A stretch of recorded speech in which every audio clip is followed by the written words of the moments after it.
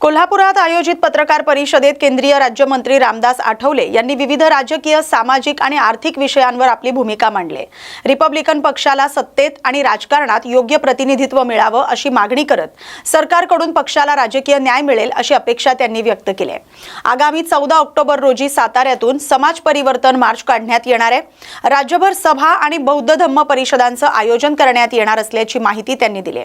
यावेळी त्यांनी उद्धव ठाकरे, राज ठाकरे आणि सध्याच्या राजकीय घडामोडींवरही भाष्य केले। उद्योग वाढ, रोजगार, नीट आणि टीईटी परीक्षांमधील गैरप्रकारांवर कठोर कारवाईची गरज असल्याचं त्यांनी सांगितलंय। तसंच समाज एकसंघ झाल्यासच देशाचा विकास शक्य असल्याचं मतही त्यांनी मांडलंय। मला असं वाटतं की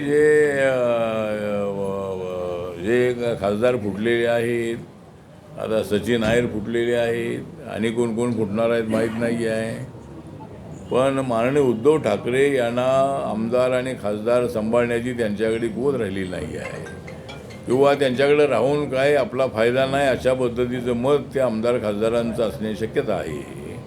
आणि आम्हाला फोडाफोडी करण्याची गरज नाही आहे, त्या फोडाफोडीशी अमित शहांचा कसलाही संबंध नाही आहे, पण आरोप करण्यासाठी कुणाचं तोंड आम्ही बंद करू शकत नाही आणि दुसऱ्यांचं तोंड आम्ही बंद करू शकू, पण संजय राऊत यांचं तोंड बंद करणं फार अवघड आहे। त्यामुळं रोज सकाळी ते आरोप प्रत्यारोप करण्याचं त्यांचं कामच आहे। त्यामुळं ते एवढे जे शिव्या ते देत असतात त्यांनी शिव्या द्यायला हरकत नाही आहे। त्यांनी संस्कृती सोडून त्यांचं काम चालू आहे आणि या ऑपरेशनशी कसलाही अमित शहा यांचा संबंध नाही। आणि मला असं वाटतं की हे जे ऑपरेशन आहे, ऑपरेशन टायगर ऑपरेशन नाही, हे ऑपरेशन देवेंद्र ऑपरेशन नाही आहे, तर हे ऑपरेशन उद्धव ठाकरेंचं ऑपरेशन आहे। तर हे उद्धव ठाकरेंनाच खासदार आमदार सांभाळता येत नाही आहेत आणि जाऊन ते भाषणं करतात की लोक माझ्यासोबत आहेत। लोक आहेत तुमच्यासोबत, तुम्ही लोक अजिबात लोक तुमच्यासोबत नाहीत असं नाही आहे, पण आमच्याकडे एकनाथ शिंदेकडे एवढे लोक आहेत की एकनाथ शिंदेनी 57 आमदार निवडून आणले, तुमचे फक्त 20 आमदार निवडून आले।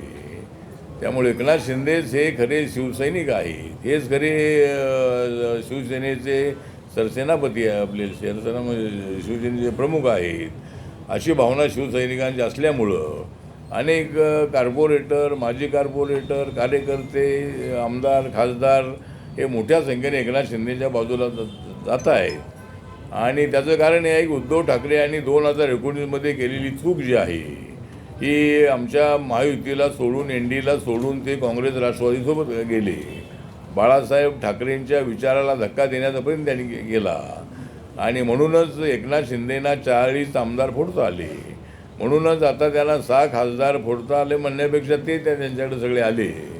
त्यामुळं आता त्यांच्याकडे जे येतील त्यांच्यासाठी आमचे दरवाजे उघडे आहेत। त्यांना यायचं असेल त्यांनी आमच्यामध्ये यावं, पण एकदा आलं की आमचे दरवाजे बंद होतात। येण्यासाठी दरवाजे आमचे खुले असतात, पण जाण्यासाठी मात्र दरवाजा बंद असतो। त्यामुळं आता आमच्याकडे एवढे खासदार आलेले आहेत की ममता बॅनर्जीचे 20 खासदारांनी वेगळा गट केलेला आहे, ते त्रिपुरामधले एका पक्षामध्ये गेलेले आहेत। राहिलेले 8 खासदार आहेत। आता मी 24 तारखेला मी कलकत्त्याला चाललेलो आहे, माझ्या पक्षामध्ये सुद्धा अनेक लोक येऊ लागलेले आहेत आणि त्या 8 पैकी काही खासदार आमच्या कार्यकर्त्यांच्या संपर्कात असल्याची माहिती आहे।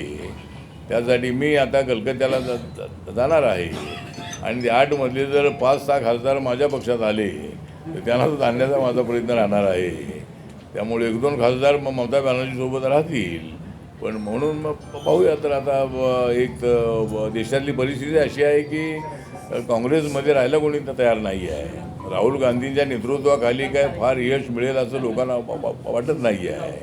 त्यामुळे नरेंद्र मोदींचा विकासाचा अजेंडा जो आहे तो अत्यंत गतीनं पुढं चाललेला आहे याची त्यांना कल्पना आहे आणि म्हणून मोठ्या प्रमाणामध्ये सगळे खासदार इकडे येत आहेत, आमदार सगळे येण्याची शक्यता आहे। इथं काय 50 कोटी दिले वगैरे असा आरोप जो काय संजय राऊत यांचा आहे त्यामध्ये अजिबात तथ्य नाही आणि एवढे पैसे कोण देणार आहे, त्यामुळे पैशाविषयी अजिबात नाही आहे।